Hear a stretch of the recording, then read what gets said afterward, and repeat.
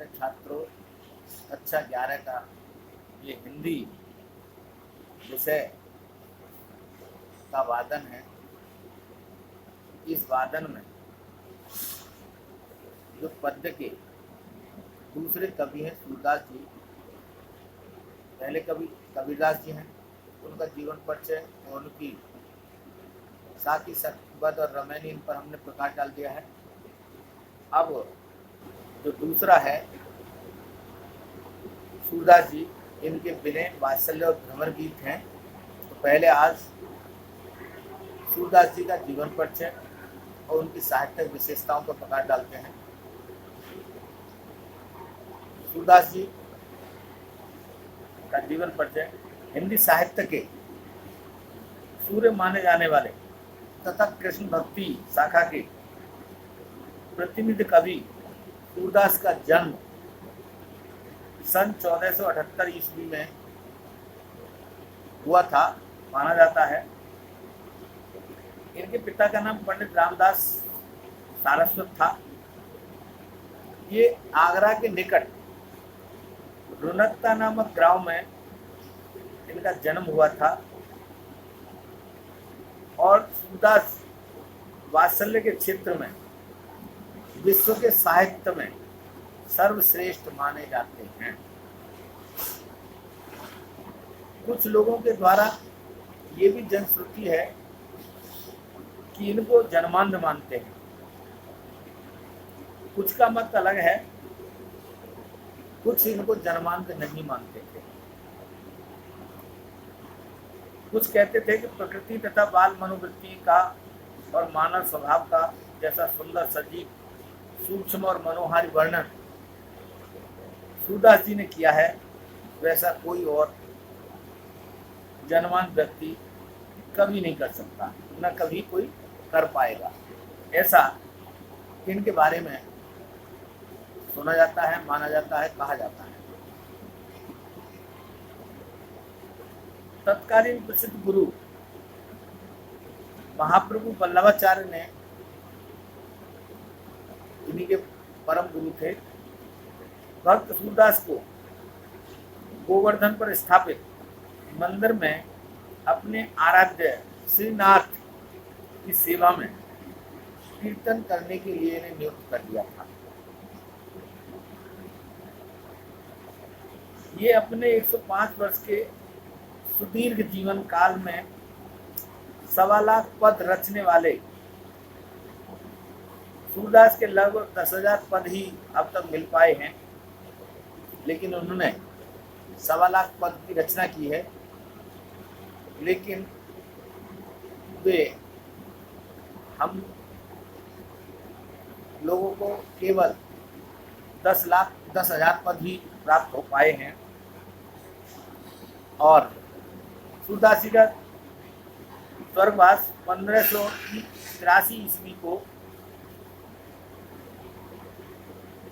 पारसौली नामक ग्राम में हुआ था, जो कि गोसाई विठलनाथ के सामने गोवर्धन की तलहटी में ये पारसौली गांव है, वहीं पर इनकी मृत्यु हुई थी।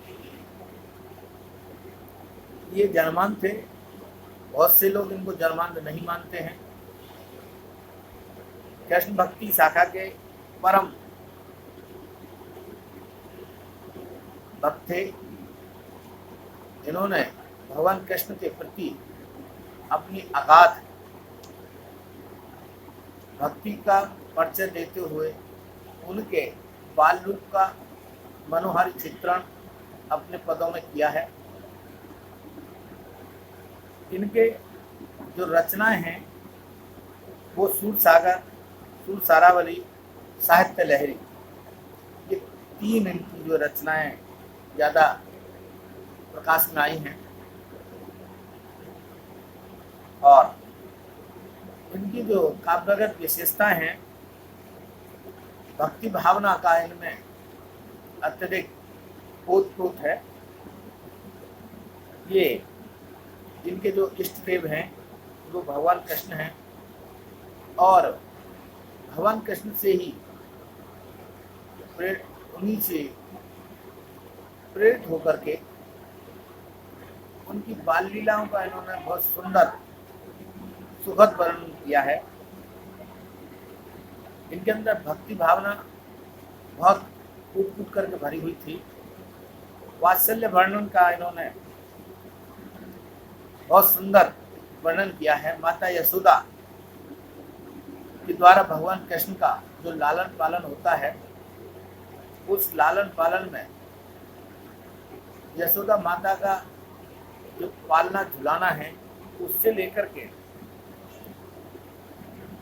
माखन खिलाना और माखन का जो गोपियां थीं वो कभी भगवान कृष्ण उनके घरों से माखन चुरा लेते थे तो उनकी शिकायतें लेकर के वो माता यशोदा के पास आती थी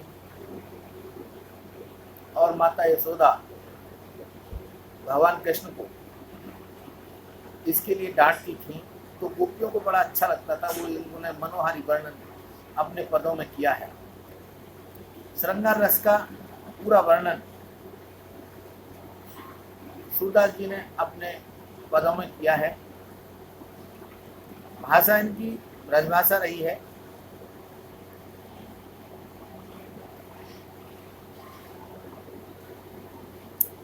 इन्होंने अलंकार और छंदों का भरपूर अपने साहित्य में प्रयोग किया है। इनकी जो शैली है वो बड़ी सरल, सहज और प्रभावपूर्ण रही है। इसीलिए सूरदास जी को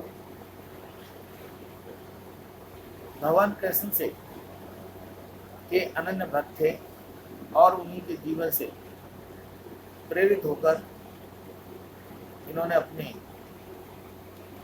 सूरसागर, सूरसारावली साहित्य लहरी में इन्होंने लगभग 1.25 लाख पदों की रचना की थी, लेकिन अभी तक इनके लगभग 10,000 पद ही प्राप्त हो सके हैं।